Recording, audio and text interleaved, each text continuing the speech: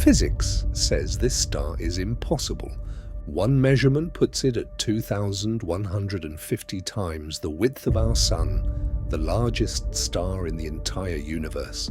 Another measurement says no, that number cannot exist. A star that size is not allowed. And the strangest part, the star that held the record before it didn't shrink, didn't explode, didn't change at all, and still got demoted from number 1 to not even the top 10 overnight by a spacecraft doing math. This is the fight over the biggest thing in the universe that can burn, and why the record holder keeps quietly collapsing. For years, if you asked what the largest known star was, there was one answer: Scuti, a red supergiant in that same constellation, Scutum. In 2013, a team led by Arroyo Torres, using the Very Large Telescope in Chile, measured it at 1,708 times the radius of the Sun. Let that land. Place Scuti where our Sun is, and its glowing surface reaches out past the orbit of Jupiter. You could pour hundreds of millions of suns into it and still have room. And then a spacecraft got involved. The European Space Agency's Gaia mission exists to do one thing better than anything in history: measure exactly how far away stars are. When Gaia's data came in, the distance to Scuti moved. It was closer than we'd assumed. And when a star is closer than you thought, it's also dimmer than you thought, and smaller. Scuti's radius didn't just drop, it cratered down toward 700 or 900 solar radii, depending on who's running the numbers. But here is what should actually disturb you. The spacecraft that erased Scuti from the top 10 doesn't even have a fuel tank large enough to cross your living room. Gaia sits 1.5 million kilometers from Earth, motionless at a gravitational balance point, and it measures distances across the galaxy the same way your own brain calculates depth when you look out a window. Hold your finger in front of your face.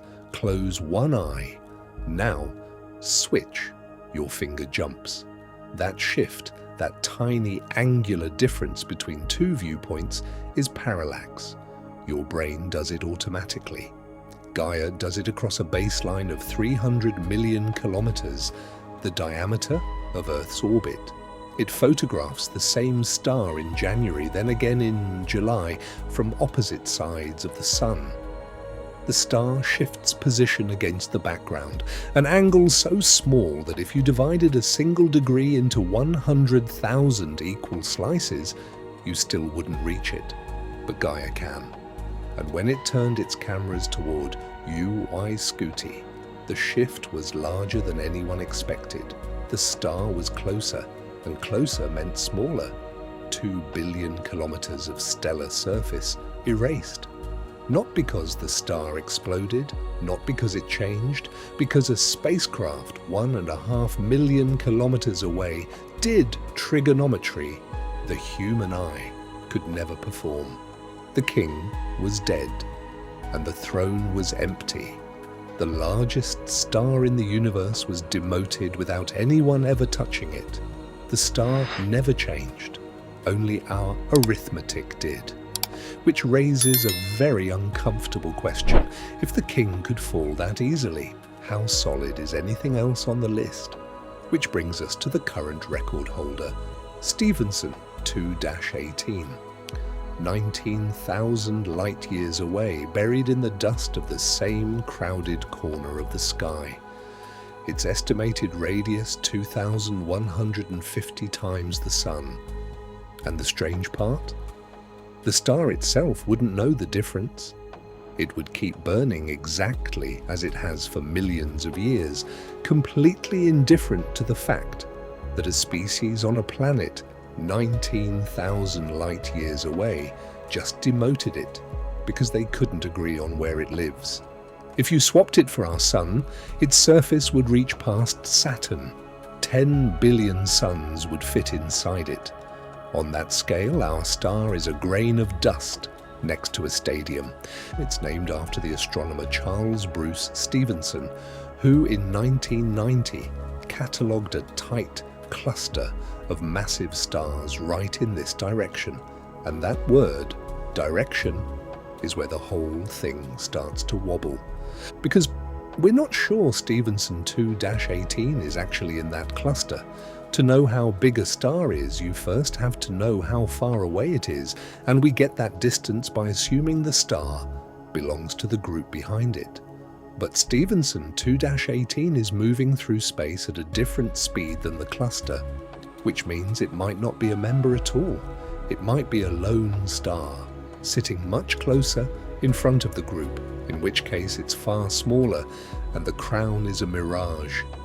The biggest star we have ever found might be a measurement error wearing a crown. So here's a genuine question, and I want your answer in the comments. If we can't even agree how big it is, does it still count as the biggest? Drop your verdict below. I read them. And if you like science, where the honest answer is we don't know yet, that's the whole channel. Subscribing tells me to keep making these. Now here's what almost nobody explains, and it's the real heart of this. You'd think measuring how wide a star is would be simple. It is not. We can't fly a tape measure 19,000 light years out.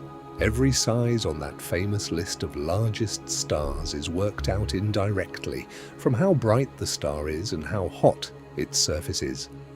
And both of those numbers depend on distance.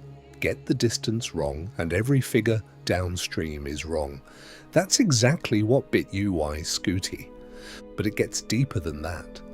These hypergiants are not solid balls with a clean edge. Their outer layers are so thin and so spread out that you can partly see straight through them. They pulse, physically swelling and shrinking over months and years. They aren't even perfectly round. So the question, where does the star end, isn't just hard to answer. It may not have a single answer. The edge of the biggest star in the universe is less like a coastline and more like fog. And now the part that should genuinely unsettle you. Physics says there's a ceiling. A cool red supergiant can only grow so large before it becomes unstable, before its own outer layers can no longer hold on and it starts violently shedding itself into space. For stars in our galaxy, that ceiling sits somewhere around 1,500 solar radii. Push past it and, in theory, the star tears itself apart. Stephenson 2-18 is estimated at 2,150. It sits above the line it isn't supposed to be able to cross.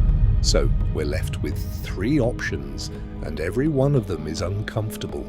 Either that star shouldn't be able to exist, or our theory of how big a star can get is incomplete, or the measurement is simply wrong. Pick any one. None of them is comfortable. And Stephenson 2-18 isn't even alone in this. There's WOHG64, a red hypergiant so strange that the study describing it literally ended its title the largest star known. And it isn't even in our galaxy. It's in the Large Magellanic Cloud. There's VY Canis Majoris, 1,400 suns wide, whose surface would reach past Jupiter. The crown doesn't sit still. It keeps moving from one giant to the next, every time someone remeasures.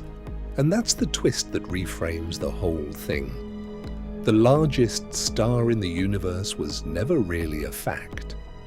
It's a standing, a temporary lead in an argument that keeps resetting. UY Scuti held it, then a spacecraft took it away. Stephenson 2-18 holds it now on a distance we openly admit could be off by more than half. The next precise measurement could demote it too, and here's the quiet, darker layer underneath. These giants are not stable and they are not permanent. They live for only a few million years, a heartbeat, and the largest of them are already tearing themselves apart, throwing their outer layers off into the dark. In a real sense, the biggest stars we can find are stars that are already dying in front of us, which means the truly largest star that has ever existed almost certainly lived and died long before Earth was even here. It burned, it broke its own limit, and it was gone before anyone could measure it. We will never know its name. We're not arguing about the biggest star there ever was. We're only arguing about the biggest one still burning, where we happen to be looking. If you want to see what happens when one of these monsters finally loses the fight against its own size, the collapse is so extreme, it has its own name, and it may be one of the ways the heaviest black holes in the universe are born, that video is on the screen right now. This is Untold Universe. Verified science, no misinformation every Tuesday, Thursday, and Saturday. Subscribe, and I'll see you at the next one.